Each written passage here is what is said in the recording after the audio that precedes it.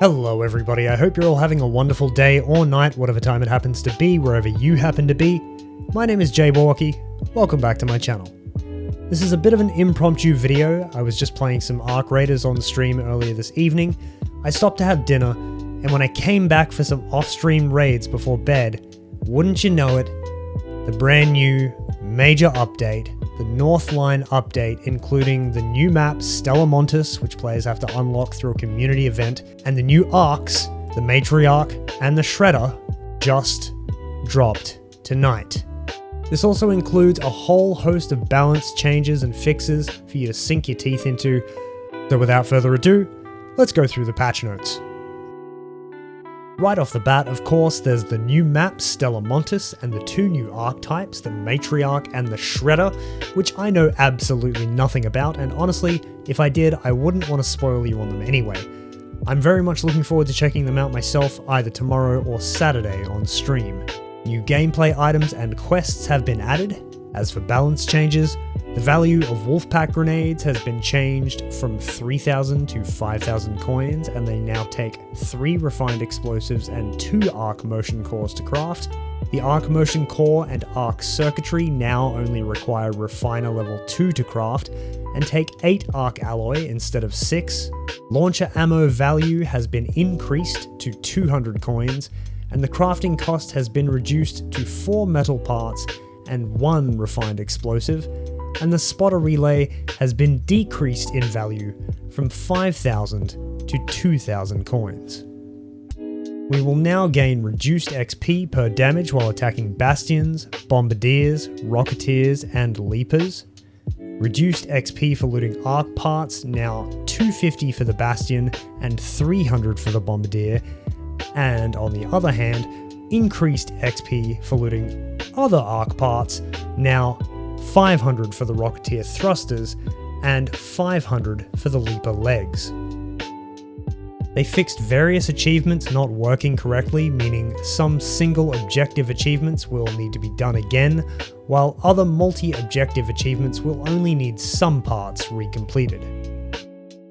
They fixed some animation issues where weapons were automatically shown slung when throwing grenades, sometimes hidden when using deployables, and they improved camera behavior to prevent clipping through walls and objects while jumping. Fireball enemies will no longer get stuck on security gates and will pursue the player accordingly. The surveyors should no longer move outside the playable area, and they fixed a bug which caused some enemies to take more fire damage than intended. They added a system default option for the voice chat input and output devices. Breathing audio has been adjusted for better balance between players with and without helmets. This was a huge one. Turns out any of the cosmetics that had full face cover pieces included would make your character breathe at a ridiculous volume, alerting other players to your location, so I'm glad to see that one included in this patch. They also added different audio effects for Scrappy depending on which helmet cosmetics he's wearing, because why the fuck not? They fixed an issue where party members would initially appear with the base character appearance. Several collision, clipping, and flickering issues were fixed across the currently available maps. They added extra breachable doors and increased the interaction distance for raider hatches. Character movement latency on servers has been reduced to improve the desync problem where you appear to get shot when you're already around a corner.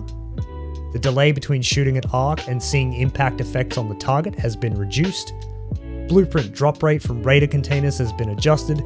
Interacting with probes, husks, and raider caches now counts towards looting container objectives. They fixed a bug where players would sometimes become unable to perform any actions if they were downed while holding a carryable object when revived, an issue where you could not loot or knock out downed but not out players on steep slopes. The field crafting selection now stays on the same item after crafting, and vaulting is supposedly smoother. As for the UI, they added an inventory item menu option for splitting stacks. Thank fuck, this was driving me insane. Removed the thumb mouse button from the escape action in menus to prevent unintended backwards navigation when that button is bound to push to talk. Added a confirmation message after submitting a player report to clearly indicate that the report was received. Certain enemy salvage items will no longer auto-assign to quick slots when looted. They fixed an issue where the blaze grenade trap could deal more damage than intended. Seems like that was a common theme for fire damage this patch. Reduced tick attachment time for the anti-tick field augment passive from 1 second to 0.5 seconds. Fixed an issue where a prompt would get stuck while fighting off ticks at the same time as the anti-tick field passive was active. Smoke clouds from items are now always visible at the same range as players. They fixed an issue where the trigger grenade explosions could bypass the brief invulnerability when entering a down state, causing instant elimination, and fixed a bug allowing players to use the snap hook to get out of bounds in the spaceport bunker. They fixed an issue where firing while standing close to walls would cause bullets to veer sideways instead of following the crosshair. Fixed an issue that prevented players from completing quests involving multiple objectives or items collections within a single round. And finally, the Greasing Her Palm quest in Spaceport now includes more thrusters that will complete the objective. Already a fantastic start for the developers with this first major patch, if you ask me. It seems like any of the slight issues I may have had with the game so far have been mostly addressed here, and I'm definitely looking forward to jumping back in as soon as possible.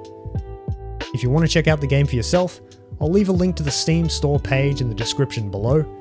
Let me know in the comments if you're enjoying Arc Raider so far and what changes you might like to see in the future. Don't forget, I stream 4 days a week over at twitch.tv/Jaybberwocky. Keep an eye out for more videos to come, and I'll see you next time.